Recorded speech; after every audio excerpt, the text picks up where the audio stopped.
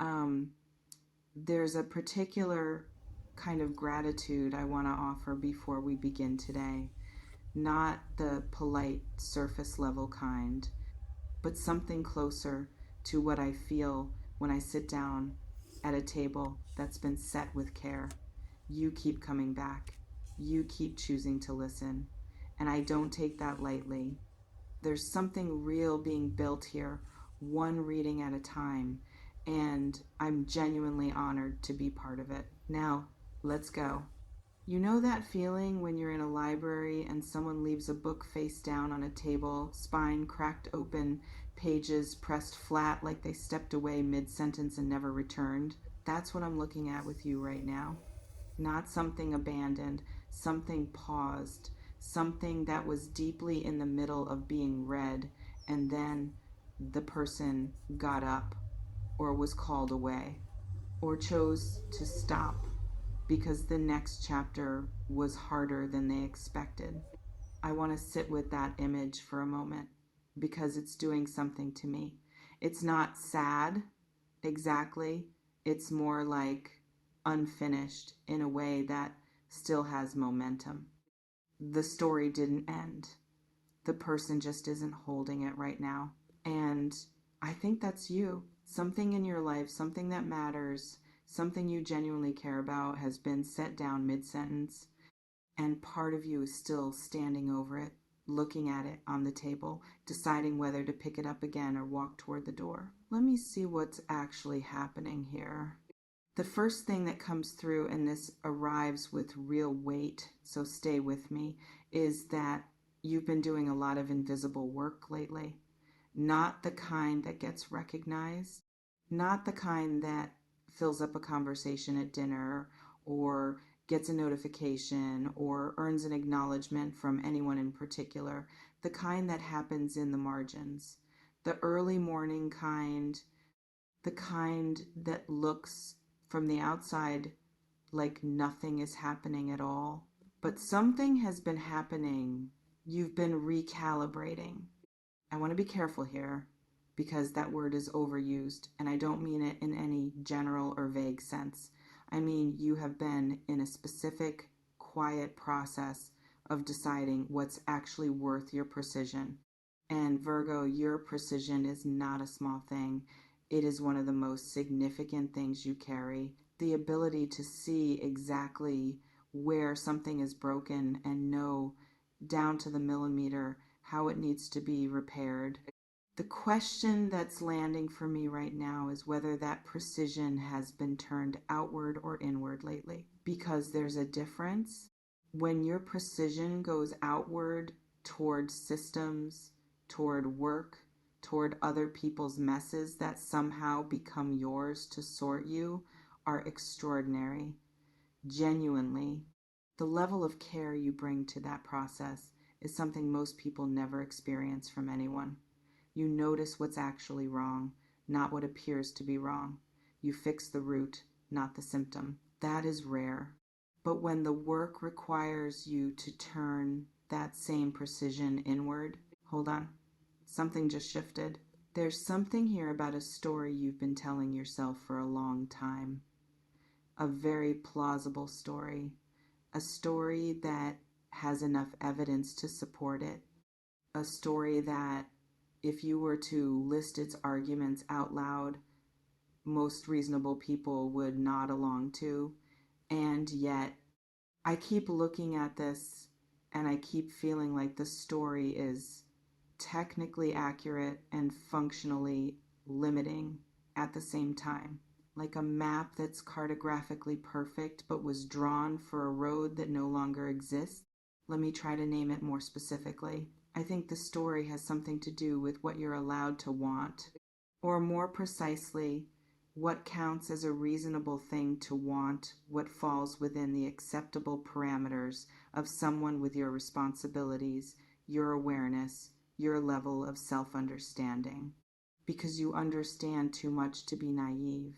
You've thought about yourself too carefully to be deluded. And somewhere in that process, you created a kind of ceiling, not dramatically, not consciously. It came in quietly, the way carbon monoxide comes in. You just started breathing less oxygen than you needed, and after a while it felt normal. What do you actually want? Not what makes sense, not what fits, not what can be justified from every angle before it's pursued. What do you want? I'm going to leave that question in the room and come back to it because something else is asking to be addressed first. There is a person or a pattern of a person, an energy that's human in its shape that keeps appearing in what I'm looking at. And I don't want to overclaim here because I'm not certain whether this is a specific individual in your present life or a way of relating that has repeated itself in different forms across time. What I can say is this: there's a dynamic somewhere in your relational world where you have consistently given more than has been given back. And you've known this. You've named it to yourself, maybe even named it aloud. You've analyzed it from every altitude.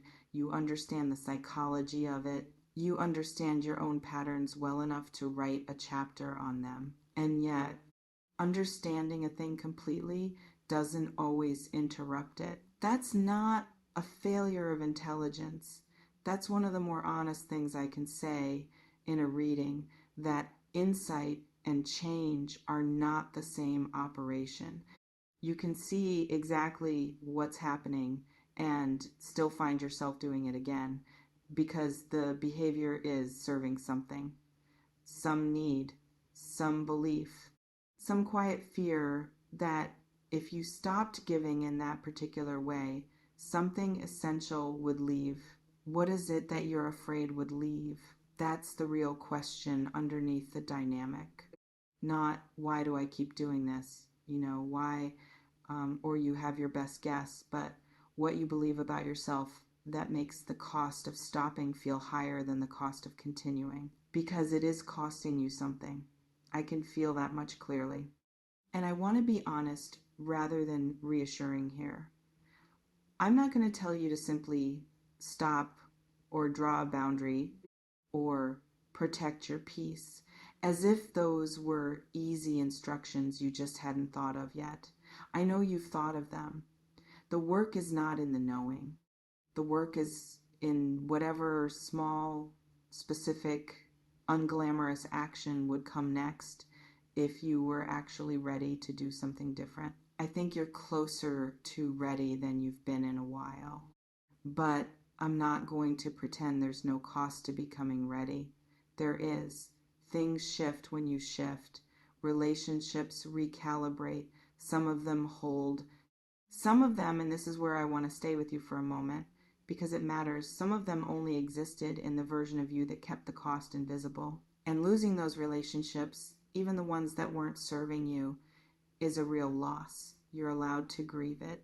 You're allowed to know something needed to change and still feel the weight of the changing. I want to come back to the question about what you want, because something keeps pulling me toward a specific territory, and I've been moving around it, and I think it's time to walk toward it directly.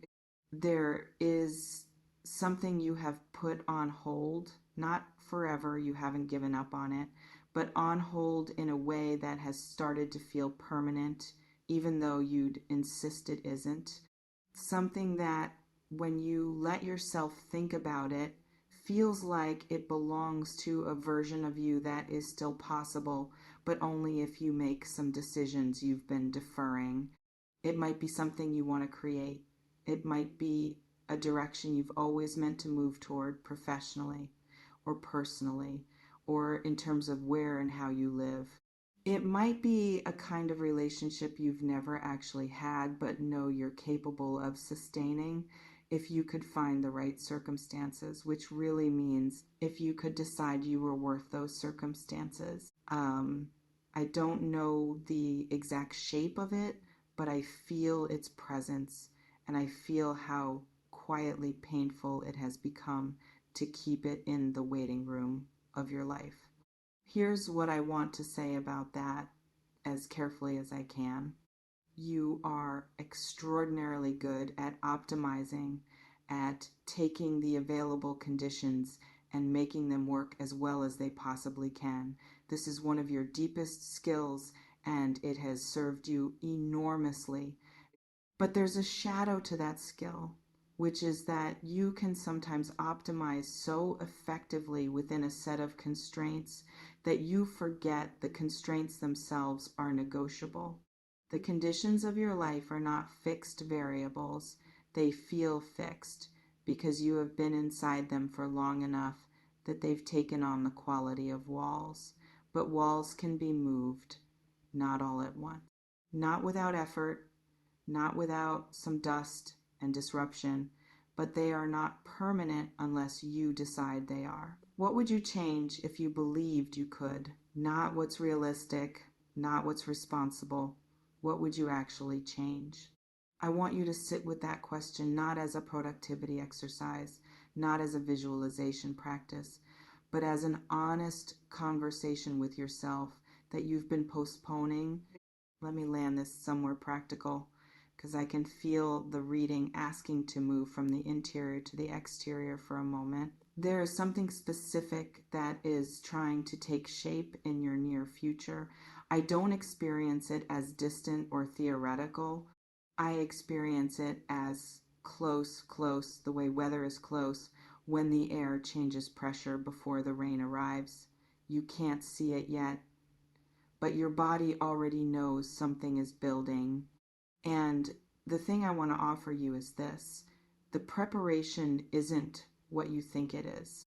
You're probably preparing in the ways you know, managing, organizing, anticipating what could go wrong and pre-solving it, keeping yourself steady by staying in control of every variable you can name. I know this mode. It's one of your most reliable modes, and it genuinely helps you. But the preparation this particular moment is asking for is different. It's less about solving and more about receptivity, the capacity to be found by something rather than only going out to find it, to let something arrive that you couldn't have engineered. That is uncomfortable territory for you. I know that without needing to know the specifics of your life. Receptivity requires a kind of trust that doesn't have an exit strategy built in. And you like exit strategies. You like knowing that you could get out cleanly if you needed to. But sometimes the door only opens from the inside, and opening it means being willing for a window of time to not have the exit strategy ready. Something good is trying to reach you, something that belongs to the chapter of the book you haven't read yet, the one that begins on the page after the one where you set the book down. The only question is whether you're going to pick it back up. One more thing, and I want to say it simply. You are harder on yourself than you are on anyone else. Not in a self-pitying way, there's no melodrama to it. It's quiet and persistent, and it passes itself off as high standards, which makes it almost invisible. But there's a particular kind of tiredness that accumulates in people who never let themselves off the hook. And I feel that tiredness in what I'm looking at with you. You don't have to earn your own softness. You don't have to fix everything that's broken in your own psychology before you're allowed to move forward or ask for what you want or take up the space that's genuinely yours. You are not a project to be completed before life can properly begin. You are in the middle of it, right now, already in the middle of something real, already carrying more than most people will ever understand, already doing the kind of careful, unglamorous, enormously meaningful work that rarely gets witnessed but holds entire structures together. Let yourself know that today.